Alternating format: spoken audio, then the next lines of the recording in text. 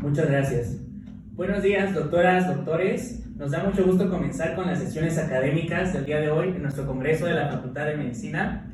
Mi nombre es Díaz Lagunas Jesús Osvaldo. Soy médico pasante en el Instituto Nacional de Neurología y Neurocirugía, Manuel Velasco Suárez, en Neurocirugía, y también contribuye en la investigación clínica del Departamento de Neuroinflamación. Me gustaría agradecer, por lo tanto, a nuestros tutores, al doctor Rogelio Revuelta Gutiérrez y a la doctora Áñez Fleury, así como a nuestro excelente equipo de trabajo, el doctor Diego Castro y Ricardo Hernández. Muchas gracias. Vamos a hablar sobre dos temas que son fascinantes para la ciencia y al mismo tiempo horribles para los pacientes. Vamos a hablar de neuralgia del trigémino secundaria a neurocisticercosis, con énfasis en los mecanismos neuroinflamatorios implicados. Me gustaría hablar un poco sobre la neuralgia del trigémino, que se refiere a un paciente que tiene dolor hemifacial paroxístico de muchísima intensidad, es tipo neuropático. Por lo tanto, el paciente va a referir que es un dolor como descargas eléctricas o tipo lancinante. Es un dolor que se ha asociado con el suicidio porque es un dolor muy intenso y altamente incapacitante. La etiología clásica se refiere a que una arteria, por ejemplo esta de aquí, está generando compresión sobre el nervio trigémino. Eso lo que hace es un síndrome compresivo, hace desmielinización del nervio trigémino y la generación de descargas eléctricas. En el 15% de los casos es por causa secundaria y el 5 a 10% de los casos es idiopática. Sin embargo, pacientes que tienen neuralgia del trigémino por neurocisticercosis en realidad tienen causa idiopática, porque no se puede hacer el diagnóstico de forma fácil. Entonces, primero pensemos en neuralgia del trigémino como un padecimiento que es poco común, muy infrecuente, tanto que su prevalencia es de 0.03% y una incidencia de 4.3 de cada 100,000 casos anual. Que sea por una causa secundaria como neurocisticercosis es todavía mucho más infrecuente. Hablando de neurocisticercosis, nos referimos a una neuroinfección que características importantes en México es que está asociado a la pobreza de la población, por falta de higiene en el lavado de alimentos, por falta de recursos básicos como el agua, y algo que debemos saber es que es la primera neuroinfección parasitaria o la más común en el mundo. La vamos a dividir en dos. Es una enfermedad muy heterogénea, tiene una diversidad clínica impresionante. Va a ser intraparenquimatosa. Aquí vemos los neurocisticercos directamente en el parénquima. Esto lo principal que puede generar es crisis epiléptica. Y aquí vemos la presentación extraparenquimatosa. Vemos un cisticerco que está en los ventrículos. Es la principal zona de ubicación y también en las cisternas de la base cerebral.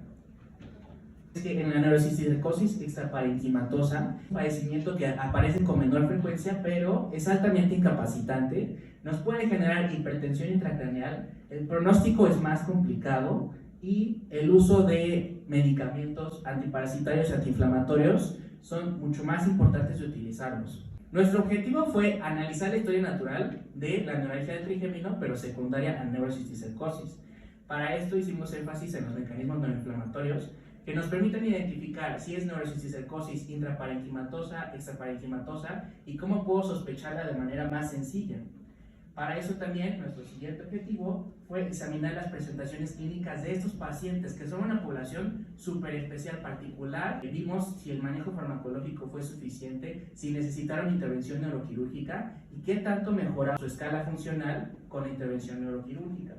Nuestro método fue utilizar los únicos 3 pacientes que ha habido en el instituto con neuralgia del trigémino secundaria a neurocisticercosis y también incluimos 4 casos, 2 de Perú, 2 de Brasil, que son los únicos casos que se han reportado en la literatura internacional. Juntamos 7 pacientes mujeres de promedio de 55 años de edad, 4 pacientes fueron adultos mayores en un rango desde los 25 años hasta los 78, que eso no varía con la población de neuralgia del trigémino clásica. También el lado más afectado fue el lado derecho, la rama más afectada fue B2. Las manifestaciones clínicas de estos pacientes fueron por neurocisticercosis, los pacientes tenían hipoacusia, desequilibrio, desorientación, cefalea y todos tenían neuralgia del trigémino, pero también tenían manifestaciones por la neuralgia del trigémino, que principalmente fueron desencadenadas por tocar su rostro y por el cepillado dental. Para evaluar el dolor utilizamos esta escala que se llama escala neurológica de Barrow, que nos dice qué tan grave es el dolor. En promedio nuestros pacientes tenían una escala de Karnofsky de funcionalidad de 67%. Significa que no podían trabajar, pero sí podían valerse por sí mismos. Los pacientes tuvieron neuralgia del trigémino se trataron y a los 7 años tuvieron recurrencia. Esto porque la cisticercosis extraparenquimatosa por sí misma está asociada a procesos como la aracnoiditis, que es una inflamación del aracnoides, y también a complicaciones como la vasculitis, y por lo tanto, estos pacientes, aunque ya les quiten el cisticerco, posteriormente en unos años, como veíamos en el anterior, aproximadamente 7 años, pueden tener complicaciones.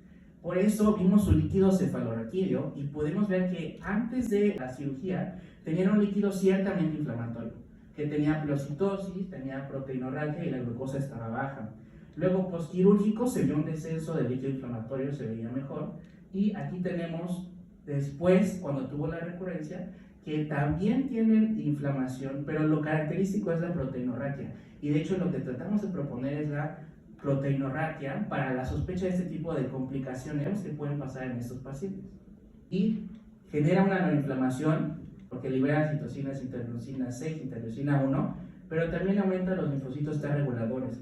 Es decir, que este es un espacio de inmunotolerancia, porque el neurocisticerco puede crecer a un gran tamaño debido a que hay muchos linfocitos T reguladores. Entonces, por eso es una neuroinflamación crónica, no aguda, y la complicación sucede después con la aracnoiditis. Requieren tratamiento con esteroides, principalmente prednisona, para manejar y que no tengan estas vasculitis o aracnoiditis, y se dan ciclos largos junto con el tratamiento antiparasitario, que es albendazol.